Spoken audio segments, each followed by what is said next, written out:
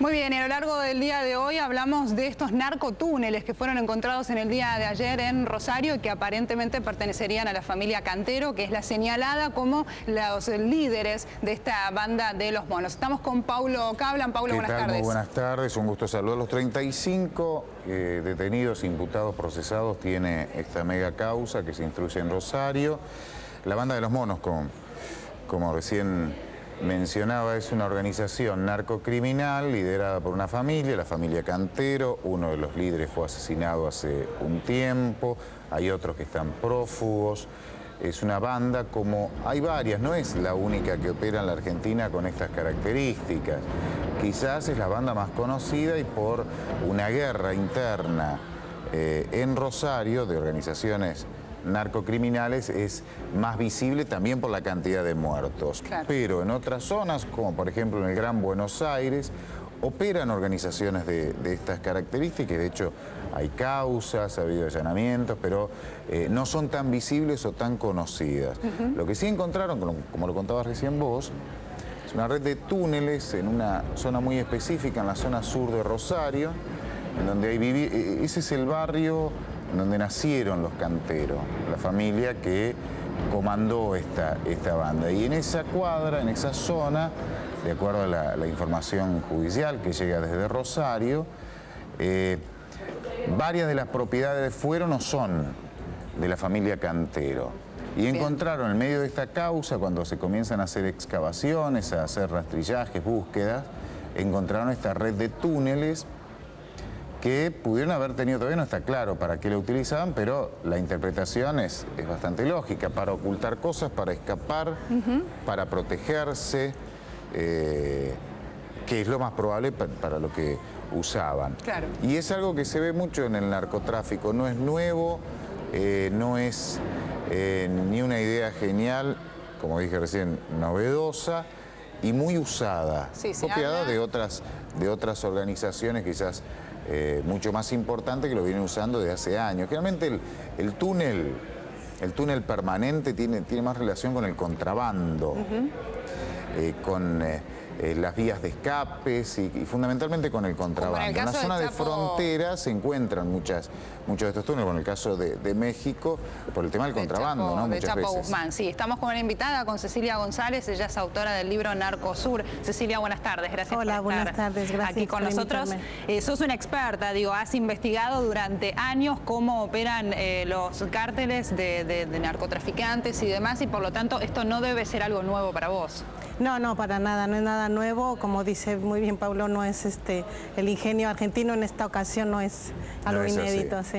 Ahora, en el caso de los túneles del Chapo Guzmán, lo que se veían eran construcciones realmente muy sofisticadas, con aire acondicionado, con luz eléctrica y demás. ¿Cómo eran esos túneles? Sí, bueno, lo acabas de definir muy bien, eran túneles muy sofisticados y totalmente ambientados, de manera tal que los escapes fueran lo más cómodos posibles para...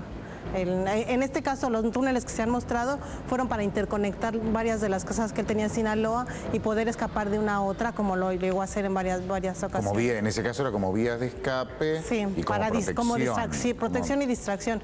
Pero hay los verdaderos narcotúneles en la frontera mexicana, entre México y Estados Unidos, son impresionantes, el tamaño, la forma que tiene, porque sí, los kilómetros, por supuesto.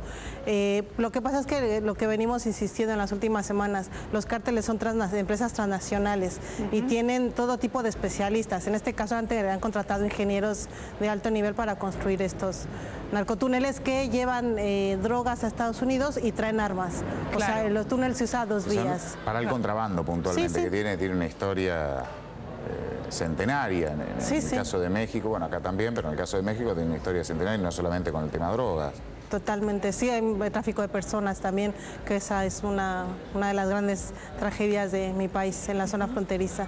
Claro, yo le preguntaba hoy al abogado de la familia Cantero y le decía, bueno, a ver, ¿para qué podían ser utilizados estos túneles? Para acopiar también armas, también drogas, por supuesto, para esconderse allí, además de estar escapando, como vos bien haces la descripción. Ahora, ¿ves alguna diferencia? Sí, con estos túneles que fueron encontrados aquí en nuestro país, son más rústicos, por así decirlo. Sí, de hecho ni siquiera lo compararía. En realidad no trato de no comparar nada, porque todas las circunstancias son totalmente diferentes. Sí, los monos pero con esto el en cártel del particular sí, Pacífico, no, tampoco vamos a decir, no es un cártel. Es una empresa familiar narcocriminal, los monos. Serían y estamos hablando de microcriminales. una multinacional del narcotráfico, del crimen organizado, como el cártel del Pacífico, ¿no? Sí, como cualquiera de los más de 30 cárteles que siguen operando en México. No son estructuras mucho más organizadas. Sí, esto es un detalle, me parecería casi hasta anecdótico. Lo que pasa es que como se ha puesto el tema muy en boga, de pronto es el narcotúnel argentino, pero yo no le pondría ni siquiera ese nombre. Tengo entendido que en el caso de la banda de los monos, Paulo, a raíz del asesinato de uno de sus líderes, de Ariel Cantero, se dice que la nueva líder es la esposa, quien era su esposa en su momento. Digo, ¿cómo funcionan a nivel familiar estas organizaciones?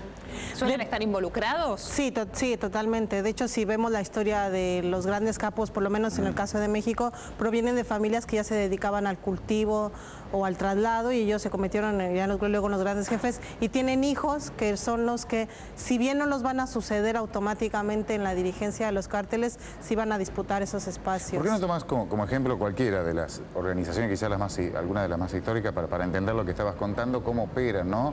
Cómo se fueron, hay algunos que son compadres o apadrina uno el hijo del otro y hacen relaciones familiares que se transforman en bandas criminales. Sí, también incluso ha habido competencia o rivalidad en cuanto a relaciones afectivas. Los Arellano Félix y el Chapo, se habla de una venganza por una mujer en algún momento y una ruptura que deriva en el incremento del crimen organizado, ¿no? En el caso del Chapo Guzmán, no recuerdo bien, creo que los familiares también de la mujer de él tenían vínculos con el narcotráfico. Sí, sí, el papá de la esposa, de la tercera esposa con la que finalmente lo encontraron, él está de hecho detenido desde el año pasado y acusado de traficante.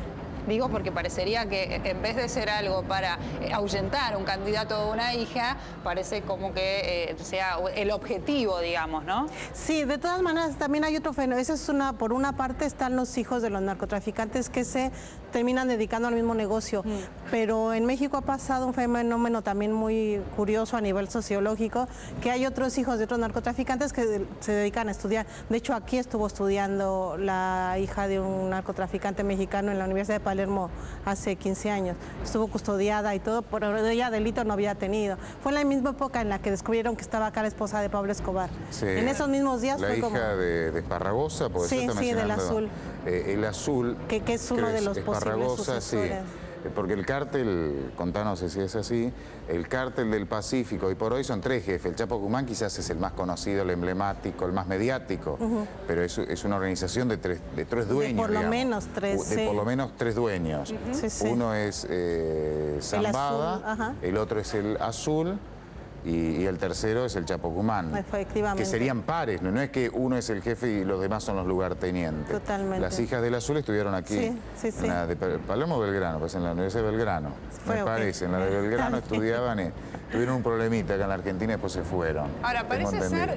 Creo que tenemos la misma fuente, consultamos la misma fuente porque tenemos la misma historia. Les preguntaba el otro día, porque se han dado muchas historias en los últimos años de familiares de narcotraficantes que se instalan aquí en nuestro país. Como si elegirían la Argentina para refugiarse, para estar en un sitio, digo, hacen su vida acá, estudian, se instalan sus hijos, también su mujer. Se habla de un famoso barrio también de zona norte. Muchísimas gracias, Cecilia, nos tenemos que despedir porque ya hemos llegado al final. Gracias por estar aquí.